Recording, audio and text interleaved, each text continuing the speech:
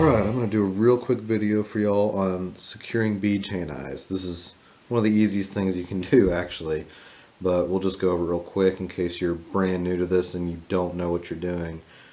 You're just going to want to capture it 3 times going in one direction, and that's directly over the hook, or the top of the hook, directly over the eye. So I'm going to try and do this sideways. So I just went around 3 times like this, and then you're going to do the same thing the other way. And what you want to do is you want to kind of adjust the bead chains as you go and pull tightly so that they end up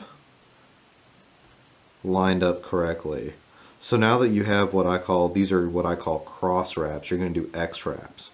So an X wrap goes over the center, under the bead chain, over the center, under the bead chain. So I do this a few times.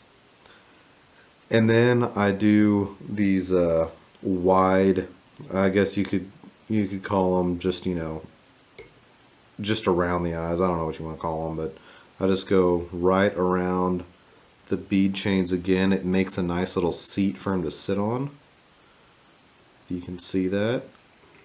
And once you've done that, I like to just go right back over with these cross wraps. And on the other way.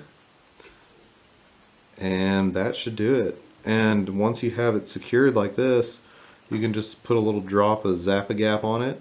And with that little drop of Zap-A-Gap, it'll be secured on there for whatever you're going to tie on top of it. And that's the simple way to tie on bead chain eyes.